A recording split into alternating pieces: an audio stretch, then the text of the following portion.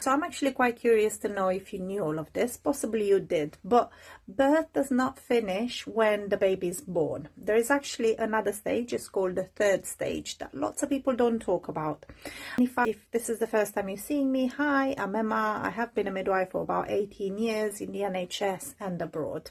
Now, first stage is labor, as you know it. Stage 2 is baby being born, and then stage 3 is the birth of the placenta. So essentially, whilst you're cuddling your baby, your body is quietly detaching and delivering an entire organ, which is actually the only organ that you produce and expel in your lifetime. So you will have a choice here, and I will try to explain it so that you have a bit of time to research it.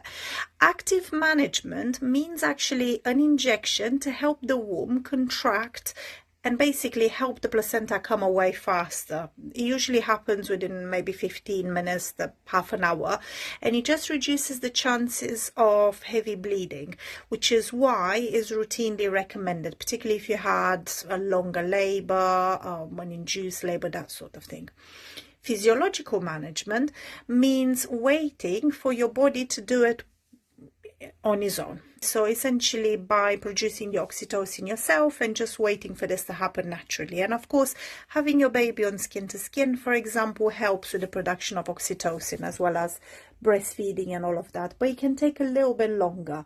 So neither of these options are wrong or right, but the reason why I'm saying this is because at least you can get some information ahead of time and make up your mind in terms of how you want this part to be managed, if that makes sense.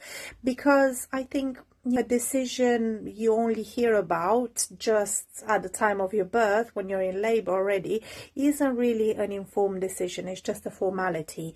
So ask about it before you actually go into labor. Put it down as a preference either way in your birth plan, and know it can actually change on the day, obviously depending on the clinical picture. So let's say again, if you had a pretty long labor because you're induced, that sort of thing, you might change your mind and might swap from a physiological third stage to a medical first with the medication, right?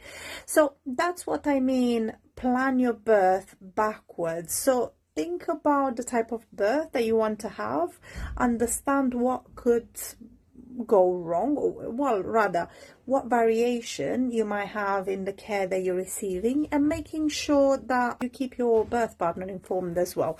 So look, the other thing that I would like to say, I do run free webinars as often as I can.